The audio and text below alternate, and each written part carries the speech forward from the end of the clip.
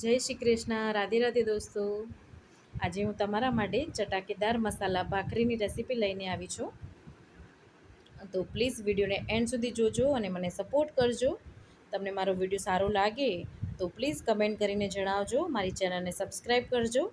Video પર like અને comment કરી દેજો. તો ચાલો આપણે રેસીપી સ્ટાર્ટ કરીએ. 3 ઝીણા આદુના ટુકડા લીધેલા છે. 3 થી 4 લીલા મરચાં લીધા છે. તેને આપણે કટ કરી લઈશું આવી રીતે. અને આ લીલા મરચાં છે ને ઓછા તીખા છે.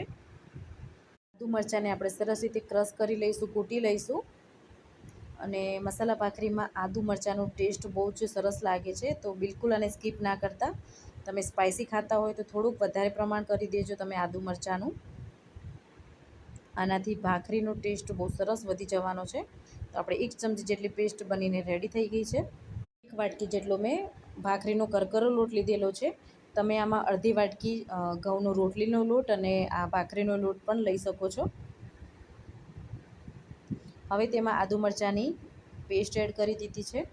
અને ડ્રાય મસાલા જે આપણે ડેલી યુઝ કરતા હોઈએ, હળદર પાવડર, ધાણા જીરું પાવડર, ગરમ મસાલો અને સ્વાદ પ્રમાણે આપણે જે તીખાશ જેટલી ખાતા હોય એ પ્રમાણે લાલ મરચું લીધેલું છે મેં, લાલ મરચાં પાવડર, તેને પણ આપણે એડ કરી દીધા છે. અને સ્વાદ પ્રમાણે મીઠું એડ કર્યું છે. ભાખરીનો લોટ થોડોક પચવામાં હેવી હોય તો તેના માટે આપણે અજમો એડ કરવાનો છે. આવી રીતે હાથેથી મસળીને એડ કરશું. અને અજમો એડ કરવાથી આપણે ભાખરી જલ્દીથી સરળ રીતે પચી પણ જશે. કાચું જીરું એડ કર્યું છે અને તલ એડ કર્યા છે. અને સ્વાદ વધારવા માટે લીલા ધાણા અચૂકથી એડ કરજો, ભૂલતા નહીં. બહુ મસ્ત ટેસ્ટ આવે છે ધાણાનો. અને ખસ્તા બનાવવા માટે મોણ જરૂરી છે. તો મેં અહીંયા ઘીનો ઉપયોગ કરેલો છે. 1 ટેબલ સ્પૂન જેટલું ઘી એડ કર્યું છે. થોડા પ્રમાણમાં કસૂરી મેથી એડ કરી છે. કસૂરી મેથીનું પ્રમાણ ઓછું રાખજો, નહીં તો કડવો ટેસ્ટ લાગશે. અને અડધા લીંબુનો રસ એડ કર્યો છે. આ લીંબુના રસથી ભાખરીનો ટેસ્ટ એકદમ ચડિયાતો થઈ જશે, ચટપટું બનશે.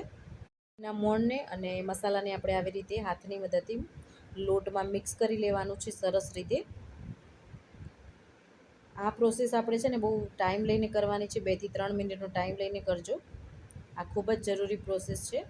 કારણ કે આપણું ઘીનું મોણ છે ને લોટમાં બધે જવું જોઈએ, ત્યારે જ આપણી ભાખરી ખસ્તા બનશે. થોડું થોડું પાણી એડ કરીને આપણે લોટને બાંધી લેવાનો છે. આઈ થિંક 4 થી 5 ટેબલ સ્પૂન જેટલા જ પાણીમાં આપણો લોટ સરસ રીતે બંધાઈ ગયો છે.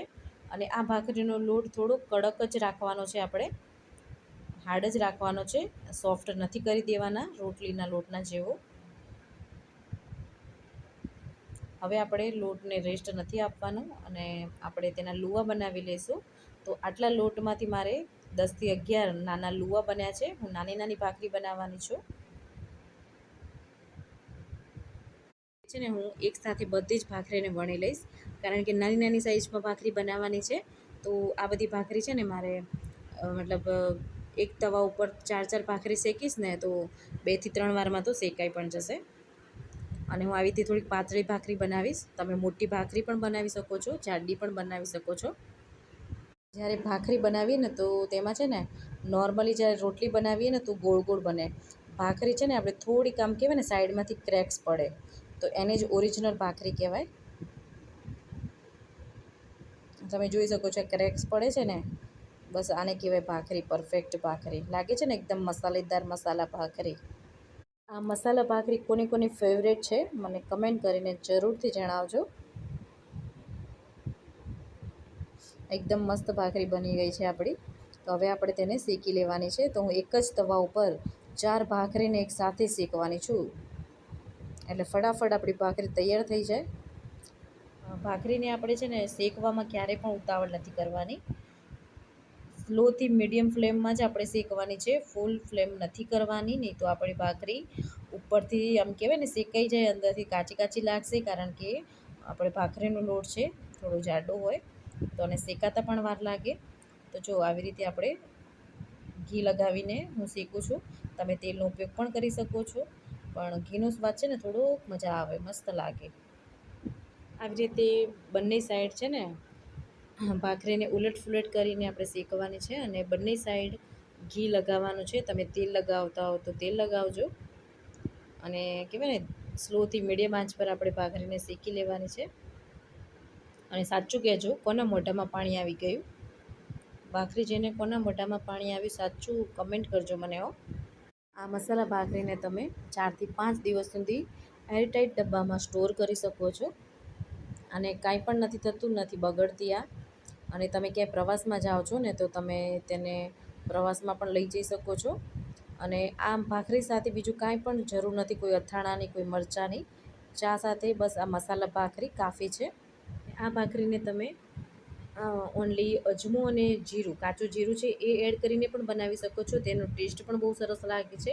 ઓનલી કસૂરી મેથી એડ કરીને પણ બનાવી શકો છો, એ પણ મસ્ત લાગે છે. મેથીવાળી ભાખરી, જ્યારે મેથીની સિઝન આવશે શિયાળાની, તો તમે લીલી મેથી એડ કરીને પણ બનાવી શકો છો. હું ટ્રાય કરીશ કે જે મારા વ્યૂઅર્સ છે એમને હું એકદમ હેલ્ધી અને કહેવાય ને ઘરના સામાનમાંથી ઇઝી રીતે બની શકે તેવી રેસિપી શેર કરીશ. તો કંઈ ઓછા ખર્ચામાં તમે સારું એવું હેલ્ધી કંઈક બનાવીને ખાઈ શકો છો. આપણી જો ભાખરી રેડીને તૈયાર થઈ ગઈ છે, બંને બાજુથી બહુ મસ્ત મજાનો કલર પણ આવી ગયો છે, તમે જોઈ શકો છો. તો ભાખરી આપણે એકદમ સરસ રીતે બંને બાજુથી શેકાઈ ગઈ છે.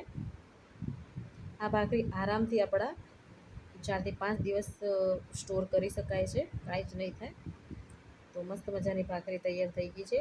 તો આ ભાખરી જોડે આપણે કાંઈ પણ અથાણા મરચાંની જરૂર નહીં પડે. ઓનલી ચા સાથે ચા બનાવો અને ભાખરીને એન્જોય કરો. અને તમે જોઈ શકો છો આ ભાખરી આપણી એકદમ ખસ્તા બની છે, જુઓ છે ને એકદમ મસ્ત. Thank you.